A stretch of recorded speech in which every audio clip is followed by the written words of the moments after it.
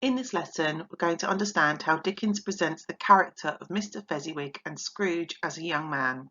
Some of the vocabulary in this section includes capacious, which means having a lot of space or roomy, benevolence, being well-meaning or kind, jovial, cheerful and friendly, substantial, of considerable importance, forfeits, a fine or penalty for doing something wrong, negus, which is a hot drink of port, sugar, lemon and spice, deftly, skillful or quick in movement, corroborated, confirm or give support to, burdensome, difficult to do or carry out, and toil, work extremely hard.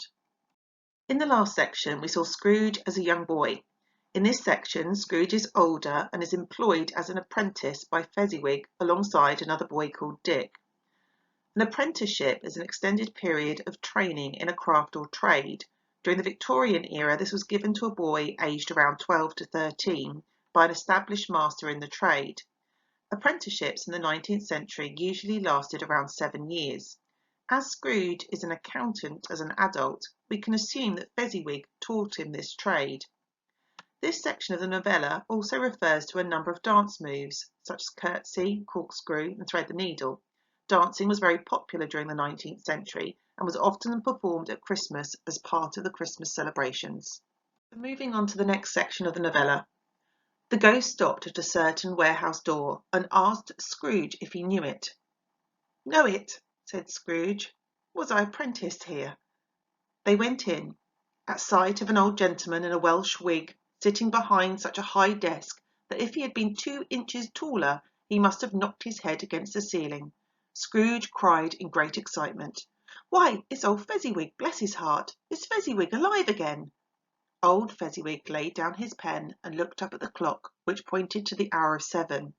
He rubbed his hands, adjusted his capacious waistcoat, laughed all over himself from his shoes to his organ of benevolence, and called out in a comfortable, oily, rich, fat, jovial voice, "Yo-ho there, Ebenezer! Dick!" Scrooge's former self, now grown a young man, came briskly in, accompanied by his fellow prentice. "Dick Wilkins, to be sure," said Scrooge to the ghost.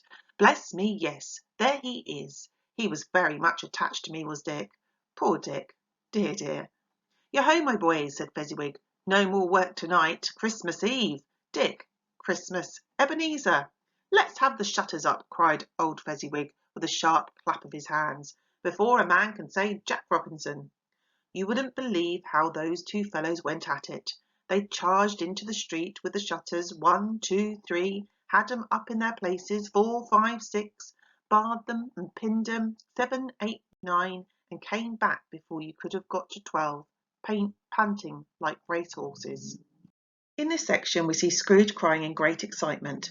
His behaviour here is in direct contrast to his former miserly self. Scrooge proclaiming, "Bless his heart," shows how much affection Scrooge once had for this older role model. Fezziwig is a member of the upper middle classes and is presented as being cheerful and friendly in this section. Dickens is presenting another side of businessmen, perhaps suggesting that the upper class can be good people. This prevents the reader developing a hatred for wealthy businessmen and gives them hope that Scrooge can change to be more like Fezziwig in the future. Fezziwig's excitement and haste to shut his business at 7 p.m. so that the Christmas celebrations can begin is in direct contrast to Scrooge's attitude towards Christmas earlier in the novella, when he is reluctant to allow his clerk, Bob Cratchit, to stop working and return home. "Hilly-ho!" cried old Fezziwig, skipping down from the high desk with wonderful agility. "Clear away, my lads, and let's have lots of room here. Hilly-ho, Dick! Cheer up, Ebenezer! Clear away!" There was nothing they wouldn't have cleared away, or couldn't have cleared away, with old Fezziwig looking on. It was done in a minute. Every movable was packed off, as if it were dismissed from public life for evermore. The floor was swept and watered, the lamps were trimmed, fuel was heaped upon the fire, and the warehouse was as snug and warm and dry and bright a ballroom as you would desire to see upon a winter's night. In came a fiddler with a music book and went up to the lofty desk and made an orchestra of it, and tuned like 50 stomachaches. In came Mrs. Fezziwig, one vast substantial smile. In came the 3 Miss Fezziwigs, beaming and lovable. In came the 6 young followers whose hearts they broke. In came all the young men and women employed in the business. In came the housemaid with her cousin, the baker. In came the cook with her brother's particular friend, the milkman. In came the boy from over the way, who was suspected of not having board enough from his master, trying to hide himself behind the girl from next door but one, who was proved to have her ears pulled by her mistress. In they all came, one after another, some shyly, some boldly, some gracefully, some awkwardly, some pushing, some pulling. In they all came, anyhow and everyhow. Away they all went, 20 couples at once, hands half round and back again the other way, down the middle and up again, round and round in various stages of affectionate grouping. Old top couple always turning up in the wrong place, new top couples starting off again as soon as they got there, all top couples at last, and not a bottom one to help them. The transformation of the business into a room for celebration shows that old Fezziwig's life does not revolve around work, which is in direct contrast to Scrooge. There is another direct contrast when it says that the fuel was heaped upon the fire and the room was warm and dry, which is in comparison to the cold cell that Scrooge gave Bob Cratchit to work in, with him only being allowed a single lump of coal and a candle for warmth. Fezziwig is also presented as being warm and sociable, with a large family and many guests to entertain, including the working class such as the cook and the milkman. Dickens describes 20 couples at once, which suggests that Fezziwig is entertaining over 40 people. This shows how Fezziwig accepts people from all different walks of life and how generous he is with his money, as this celebration would have been very expensive. Yet again, this is in direct contrast to Scrooge, who is solitary as an oyster and miserly. When this result was brought about, old Fezziwig, clapping his hands to stop the dance, cried out, "Well done!" and the fiddler plunged his hot face into a pot of porter, especially provided for that purpose. But scorning rest, upon his reappearance, he instantly began again, though there were no dancers yet, as if the other fiddler had been carried home, exhausted, on a shutter, and he were a brand new man, resolved to beat him out of sight or perish. There were more dances, and there were forfeits, and more dances, and there was cake, and there was negus, and there was a great piece of cold roast, and there was a great piece of cold boiled, and there were mince pies, and plenty of beer. But the great effect of the evening came after the roast and boiled, when the fiddler, an artful dog mind, the sort of man who knew his business better than you or I could have told it him, struck up Sir Roger de Coverley. Then old Fezziwig stood out to dance with Mrs. Fezziwig, top couple too, with a good stiff piece of work cut out for them, 3 or 4 and 20 pairs of partners, people who were not to be trifled with, people who would dance and had no notion of walking. But if there had been twice as many, 4 times, old Fezziwig would have been a match for them, and so would Mrs. Fezziwig. As to her, she was worthy to be his partner in every sense of the term. If that's not high praise, tell me higher and I'll use it. A positive light appeared to issue from Fezziwig's calves. They shone in every part of the dance like moons. You couldn't have predicted at any given time what would have become of them next. The Fezziwigs' lavish celebrations captures the Victorians' attitude towards Christmas, as before the 19th century, Christmas was rarely celebrated. A number of our current Christmas traditions can be attributed to the Victorian era. The scene shows that Christmas can be a time of joyful celebration and proves Fred's earlier point that Christmas is a time for communities to come together, which can be compared to Scrooge spending Christmas on his own eating gruel in front of the fire. This section also shows Fezziwig's generosity with a long list of all the food and drink that was available. We also hear high praise for Mrs. Fezziwig. The admiration that Scrooge has for this couple might have influenced his younger self and made him think about the type of relationship that he may want in the future.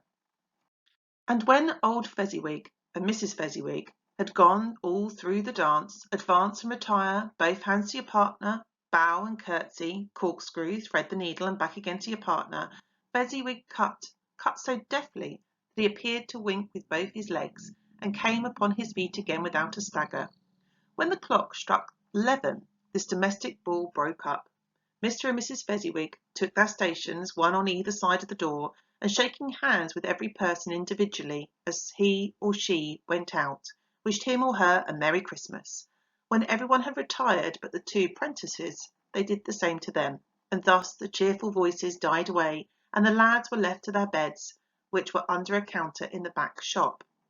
During the whole of this time, Scrooge had acted like a man out of his wits. His heart and soul were in the scene, and with his former self. He corroborated everything, remembered everything, enjoyed everything, and underwent the strangest agitation. It was not until now, when the bright faces of his former self and Dick were turned from them, that he remembered the ghost, and became conscious that it was looking full upon him, while the light upon its head burnt very clear. The Fezziwigs had demonstrated yet again to be warm, accepting, and sociable by shaking hands with every person individually. This section describes how Scrooge had acted like a man out of his wits, and his heart and soul were in the scene, which shows how much Scrooge enjoyed this Christmas celebration. This demonstrates how Scrooge is not unfamiliar with the joys of Christmas, and how having plenty of money as an adult has clearly not brought him this happiness. "Small matter," said the ghost, "to make these silly folks so full of gratitude." "Small?" echoed Scrooge. The spirit signed to him to listen to the two apprentices, who were pouring out their hearts in praise of Fezziwig, and when he had done so, said, "Why, is it not? He has spent but a few pounds of your mortal money, 3 or 4 perhaps. Is that so much that he deserves this praise?" "It isn't that," said Scrooge, heated by the remark, and speaking unconsciously like his former, not his latter self. "It isn't that, spirit. He has the power to render us happy or unhappy, to make our service light or burdensome, a pleasure or a toil. Say that his power lies in words and looks, in things so slight and insignificant that it is impossible to add and count them up. What then?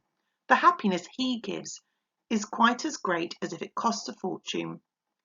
He felt the spirit's glance and stopped. "What is the matter?" asked the ghost. "Nothing particular," said Scrooge. "Something, I think?" the ghost insisted. "No," said Scrooge. "No. I should like to be able to say a word or two to my clerk just now, that's all." His former self turned down the lamps as he gave utterance to the wish, and Scrooge and the ghost again stood side by side in the open air. In this section, Scrooge realizes the amount of respect Fezziwig has for being generous. He also realizes the happiness that the money can bring to others if it's shared, and the power that the upper middle classes have over other people's lives. Yet again, Scrooge becomes reflective and realizes how poorly he has treated his clerk, Bob Cratchit. This is a similar moment to earlier in the stave, when he reflected on how badly he had treated the carol singer. This shows that the ghost of Christmas past is starting to influence his thoughts and feelings about his previous behaviour.